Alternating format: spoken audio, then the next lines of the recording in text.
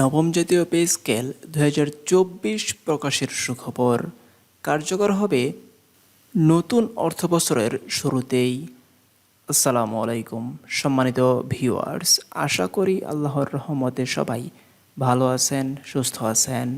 আমাদের এই চ্যানেলের আরও একটি গুরুত্বপূর্ণ ভিডিওতে আপনাদের স্বাগতম। ভিউয়ার্স, অবশ্যই ভিডিওটি শেষ পর্যন্ত ধৈর্য সহকারে দেখার চেষ্টা করবেন, তাহলে বিস্তারিত বিষয়টি আপনি সহজে বুঝতে পারবেন। ভিউয়ার্স, আপনি যদি এই চ্যানেলের একেবারে নতুন হয়ে থাকেন তাহলে চ্যানেলটি সাবস্ক্রাইব করে পাশে থাকা বেল আইকনটি অন করে রাখবেন গুরুত্বপূর্ণ এমন আপডেট সবার আগে পাওয়ার জন্য। তো ভিউয়ার্স, কথা না বাড়িয়ে চলুন দেখে আসি আপনাদের জন্য বিশেষ বার্তা দেওয়া প্রতিবেদনটি। ভিউয়ার্স, আশা করি আপনারা দেখতে পাচ্ছেন, এখানে বলা হচ্ছে ৯ দফা দাবি আদায়ের লক্ষ্যে বাংলাদেশ সরকারি কর্মচারী সম্মিলিত পরিষদের ৮৯ সদস্য বিশিষ্ট কমিটি গঠন করা হয়েছে। এতে আহ্বায়ক মনোনীত হয়েছেন গণপূর্ত অধিদপ্তরের একজন কর্মকর্তা এবং সদস্য সচিব হয়েছেন জাতীয় রাজস্ব বোর্ডের এক কর্মকর্তা। ভিউয়ার্স, গঠিত এই কমিটি স্বাধীনতার সপক্ষে এবং মুক্তিযুদ্ধের চেতনা ধারণ করে বাংলাদেশের সকল দপ্তরে ১১ থেকে ২০ গ্রেডের কর্মচারীদের ন্যায্য দাবি আদায়ের লক্ষ্যে কাজ করবে। ভিউয়ার্স, পরিষদের ৯ দফা দাবিগুলো এখানে উল্লেখ করা হয়েছে। ভিউয়ার্স, এছাড়াও এখানে উল্লেখ করা হয়েছে ৮৯ সদস্য বিশিষ্ট কমিটিতে যারা রয়েছেন তাদের নাম। ভিউয়ার্স, এখানে শুরু থেকে বলা হচ্ছে দ্রুত স্থায়ী পে কমিশন গঠন করে বৈষম্যহীন পে স্কেল প্রদান করতে হবে। ভিউয়ার্স, স্বাধীনতার মহান স্থপতি জাতির জনক বঙ্গবন্ধু শেখ মুজিবুর রহমান কর্তৃক প্রণীত ১৯৭৩ সালের ১০টি গ্রেড পুনর্বহাল এবং বেতন স্কেলে ধাপের পার্থক্য ১:৪ নির্ধারণ করতে হবে। পাবলিক সার্ভিস কমিশনের ন্যায় ১১ থেকে ২০ গ্রেডভুক্ত কর্মচারী নিয়োগের জন্য আলাদা একটি নন ক্যাডার নিয়োগ কমিশন গঠনপূর্বক এক ও অভিন্ন নিয়োগ বিধিমালার আলোকে সকল মন্ত্রণালয়, দপ্তর, অধিদপ্তর, পরিদপ্তর বা সংস্থায় শূন্য পদসমূহে দ্রুত নিয়োগ প্রদান করতে হবে। বিভিন্ন মন্ত্রণালয়, দপ্তর, অধিদপ্তর, পরিদপ্তর বা সংস্থায় কর্মরত কার্যভিত্তিক মাস্টার রোল, ভাউচার বা দৈনিক ভিত্তিক বা সরকারি উন্নয়ন প্রকল্পে সর্বসাকুল্যে বেতনভুক্ত কর্মচারীদের রাজস্ব খাত বা অস্থায়ী নিয়মিত করতে হবে। মন্ত্রণালয় বা সচিবালয়ে কর্মরত কর্মচারীদের ন্যায় দপ্তর বা অধিদপ্তর, পরিদপ্তর বা সংস্থায় ১১ থেকে ২০ গ্রেডভুক্ত কর্মচারীদের পদবি ও গ্রেড পরিবর্তন করতে হবে। ভিউয়ার্স, এছাড়াও বলা হচ্ছে যোগ্যতা অনুসারে সকল পদে ব্লক পদ সহ ৩ বছর পর পর পদোন্নতি বা উন্নতি গ্রেড প্রদান করতে হবে এবং ৩ বছর পর পর কমন পদে আন্তঃমন্ত্রণালয়ে বদলির নিয়ম চালু করতে হবে। আউটসোর্সিং নিয়োগ পদ্ধতি বিলুপ্ত করতে হবে এবং যাদের নিয়োগ প্রদান করা হয়েছে তাদের রাজস্ব খাত বা অস্থায়ী নিয়মিত প্রতিষ্ঠানে আনতে হবে। চাকরি ক্ষেত্রে জ্যেষ্ঠতা বজায় রাখার স্বার্থে time scale, selection grade, EB cross ও বেতন সমতাকরণ, পেনশন উত্তোলনের ঐচ্ছিক সুবিধা পূর্বের ন্যায় পুনর্বহাল এবং পেনশনের হার সর্বশেষ আহরিত বেতনের ৯০% এর স্থলে ১০০% এ উন্নীত করা সহ আনুতোষিক ১ টাকায় সমান নির্ধারণ করতে হবে।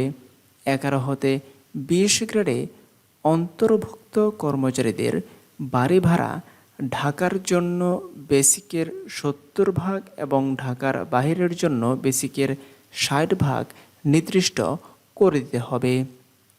১১ হতে ২০ গ্রেড অন্তর্ভুক্ত কর্মচারীদের স্বল্পমূল্যে রেশন, গৃহনির্মাণ ঋণ, সার্ভিস চার্জে ২৫ থেকে ৫০ লক্ষ টাকা এবং ঋণ গ্রহণ পদ্ধতি সহজীকরণ করতে হবে। বর্তমানে সরকারি চাকরিতে প্রবেশের বয়স ৩০ এর স্থলে ৩৫ বছর এবং অবসর গ্রহণের বয়সসীমা ৫২ এর স্থলে ৬০ করতে হবে। ভিউয়ার্স, এছাড়াও এখানে 89 সদস্য বিশিষ্ট কমিটিকে 13 জনকে যুগ্ম আহ্বায়ক এবং 74 জনকে সম্মানিত সদস্য করা হয়েছে। ভিউয়ার্স, একে একে প্রত্যেকে হচ্ছে যুগ্ম আহ্বায়ক হলেন মোহাম্মদ বেলাল হোসেন, তারেক মাহমুদ জর্জ, মোহাম্মদ মনিরুল ইসলাম, মোহাম্মদ জাহাঙ্গীর আলম, মোহাম্মদ বাবুজ্জামান নীরব, মোহাম্মদ সাইফুল ইসলাম, মোহাম্মদ আব্দুর রাজ্জাক, মীর মোহাম্মদ ইমরান, নাসিরউদ্দিন দুলাল, মোহাম্মদ রহমতুল্লাহ, মোহাম্মদ আনোয়ার হোসেন এবং মিস্টার গঞ্জিব কুমার।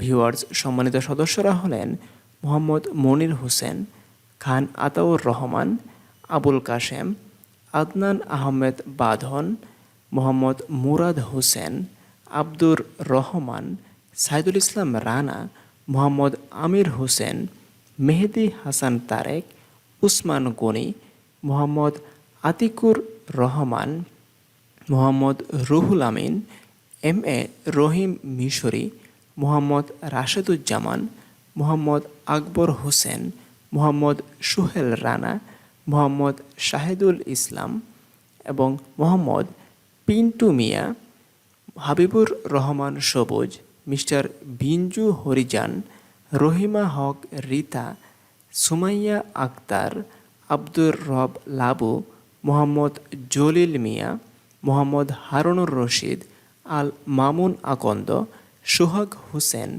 আসাদুজ্জামান খান, শেখ নাহিদুল ইসলাম, মোহাম্মদ ইমরান হোসেন, মোহাম্মদ মনিরুজ্জামান, বেনজির আহমেদ সুহাগ, তোফাজ্জল হোসেন, মাহবুব উল আরেফিন, মিস্টার মিটন কুমার দাস, মোহাম্মদ মুনির উদ্দিন, এছাড়া মোহাম্মদ ওমর ফারুক, মোহাম্মদ মনির ফারুক, মোহাম্মদ শাহদাতুল ইসলাম, মোহাম্মদ আল আবেদুল জাবেদ, মোহাম্মদ তৌকির আহমদ, বশির আল বেলাল, মোহাম্মদ সুমন আহমেদ, মোহাম্মদ নুরুল করিম, মীর শামসু, দিনে মোহাম্মদ, মেজবা উল হক, মোহাম্মদ মাসুদ রানা, মোহাম্মদ নাহিদ হাসান শামীম, জুবাইদুল রহমান সরকার, শামসুল আলম রুবেল, মোহাম্মদ হারুনুর রশিদ সরকার, মোহাম্মদ